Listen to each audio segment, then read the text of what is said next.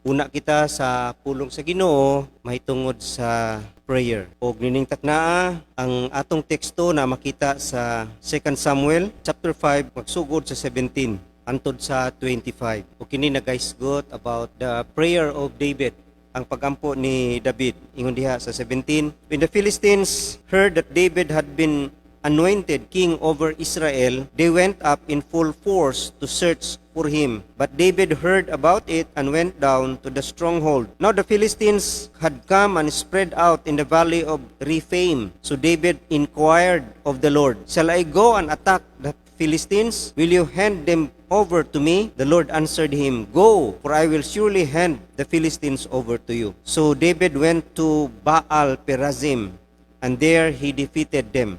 He said, as waters break out, the Lord has broken out against my enemies before me. So that place was called Baal Perazim. The Philistines abandoned their idols there, and David and his men carried them off. Once more the Philistines came up and spread out in the valley of Rephaim. So David inquired of the Lord, and he answered, do not go straight up, but circle around behind them and attack them in front of the balsam trees. As soon as you hear the sound of marching in the tops of the balsam trees, move quickly, because that will mean the Lord has gone out in front of you to strike the Philistine army. So David did as the Lord commanded him, and he struck down the Philistines all the way from Gibeon to Jezer. So kini nga text sa Bible mahiton kini sa prayer ni David sa dihang siya atakihon na sa mga Philistines. Una ang makita nato dinhi kining the discipline of prayer. Ang prayer gayud usa kini ka disiplina sa atong kinabuhi nga kinahanglan nato i-practice gid kini nga pagkinabuhi matag adlaw diha sa pagampo. Ingon diha sa 2 Samuel sa verse 19, so David inquired of the Lord.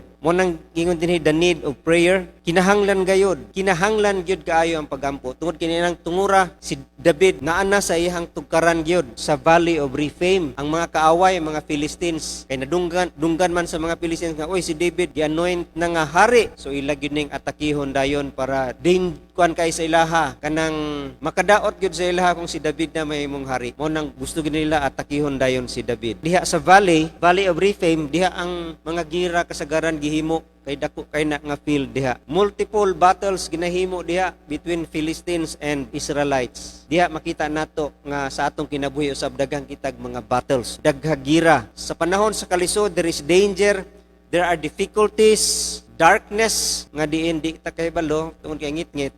Mao nang kinahanglan gid kay ang pagampo labi na sa atong pakinabuhi nga daghan gid kay problema. Ug makita po nato dinhi ang nature of prayer nga diin it is personal no ingon diha sa paghibaw ni David ganana mga Philistine. Ingon diha, David inquired of the Lord. Adto gid sa Ginoo, nangutana gid siya, nangayo gid siya og giya. Nag-inquire din si David diha sa Ginoo. Personal no, with God alone. Mo nang ang kinayahan sa prayer, it should be personal and practical no, specific kayo ang prayer ni David tungod kay mao gini unsay buhaton nako. Kunya makita nimo nga it is a powerful prayer.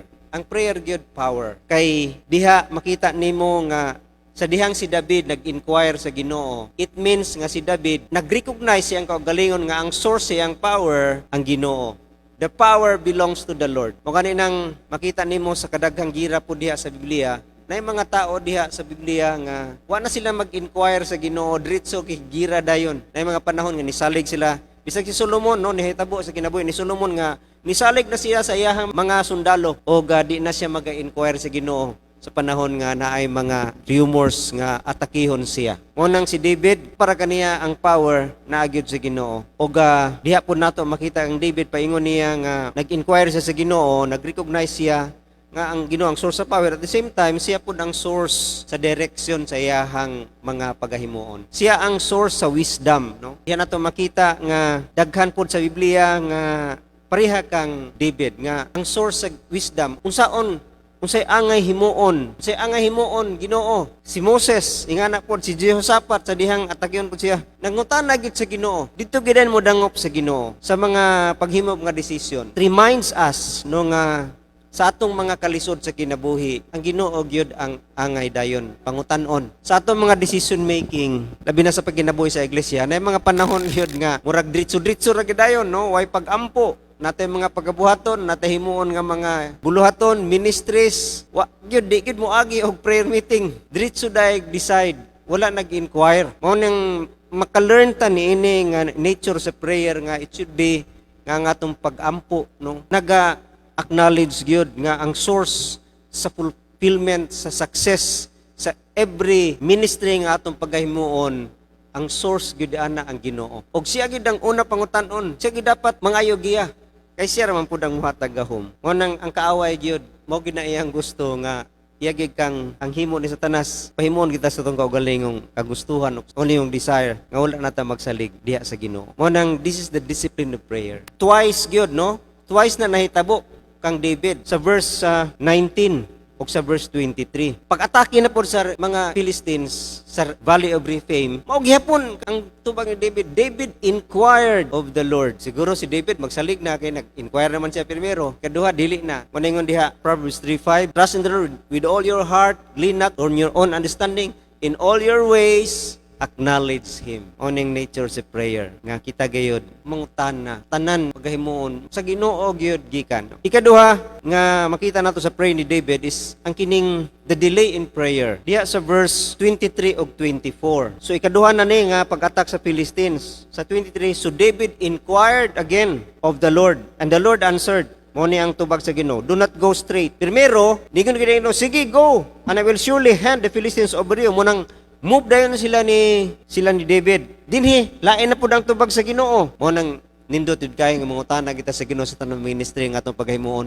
Labi na sa iglesia. No, kailan lain na pud padayag sa Ginoo. Dili pareha. Mintan, maglampuson man ta maagi. Malampuson man ta sa atong BBS. Di na ta mangutana sa Ginoo, mangutana gyapon. Unang diha sa verse 23. So David inquired of the Lord, and the Lord answered, do not go straight up, but circle around behind them and attack them in front of the balsam trees. As soon as you hear the sound of marching in the tops of the balsam trees, move quickly, because that will mean the Lord has gone out in front of you to strike the Philistine army. So dinhi makita nato nga wala dayon mo ni ang pamaagi sa Ginoo, di nato gid di nato ma-anticipate o ma-expect nga mao gid na ang iyang buhaton sa atong mga pag-ampo.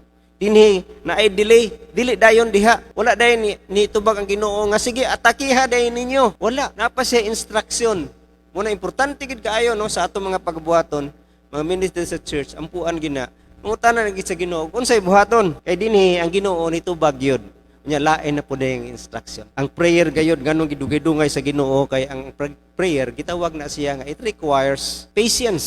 Kinahanglan kita nga muhulat, kinahanglan pasensya gyud. Unang ang gitawag kining prayer, steadfast nga pag-ampo nga di gyud mo surrender. Balik-balik gyud sa Ginoo kung unsa gid iyahang tubag. Kung ang opportunity in prayer mao gid na ang gina-illustrate kanunay sa Bible nga ay gyud hunong, no? Ay gyud hunong sa pagampo, kinahanglan gyud pasensya, and it requires also persistence. Persist no padayon gyud tungod kay nganang mo padayon kita tungod kay makita nato dinhi sa prayer ni David o sa naghitabo diha sa prayer ni David nga ang Ginoo lain gid siya og mga pamaagi. Mo nang there is a time for God to work. Nganong dugay kay naagi time ang Ginoo. Mo nang sa ato mga ministry naagi tay timetable. Kinahanglan humanon nato na. Kinahanglan karon no humanon gid nato na. Dili na atong timetable. Mangayo kita sa Ginoo unsay iyahang timetable kung kanos agi na ipadayag. O kanus ani na ipahuman sa tuwa o kanus ano to nabuhaton nga ministry. Kaya diha makita nato wala di kay nitubag ang Ginoo sa request ni David. Unang there is time for God to work, and there is also gitawag nga terms for God to work. Naay terms siya lain ang iyang pamaagi. Dinhi na instruction, no? Na instruction gid ang Ginoo kang David. Mao ni ang buhata hulat sa atangi sila pag hulat pag mulabay kay makita nila nga nilabay nako, meaning I will deliver them to you. See the instruction of God to David. Na i-term siya. Munang sa atong mga ministry, sa atong mga paghahimuon, lain-laing pamaagi ang Ginoo. Different terms. Munaingon sa naay mga quotation diha nga ang Ginoo muhimog mga butang nga dili the same way before. Dili gyud. Lain-lain sa pamaagi ug di ta kahibaw ana. Also there is a trust for God to work. Kinahanglan gyud pagsalig. Trust nga mag-work ang Ginoo. Kinahanglan sa ato munaingon diha persistence diha makita ang atong faith.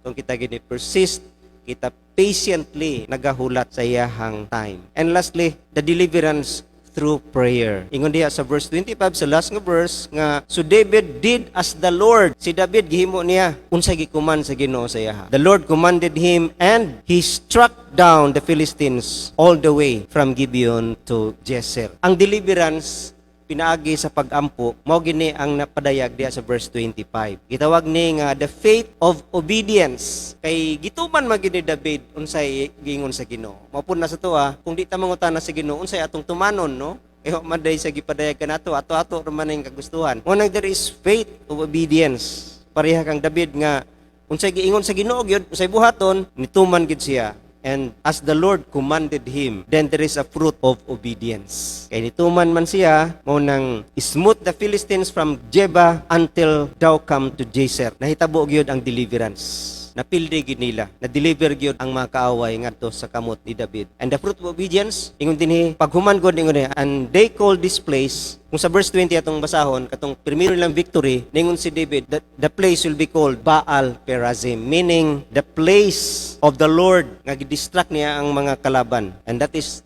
a place where David gained victory, kadaugan. Mao nay fruit of obedience, victory gayod ug kalipay gayod sa atong mga kinabuhi. Mao kini ang prayer ni David nga atong makuhaan usab og lesson. Kadin sa atong mga pag-ampo, kinahanglan gyud kini nga mga butang nga atong i-consider when we pray to God. Dalay ko na Ginoo sa iyang balaang pulong.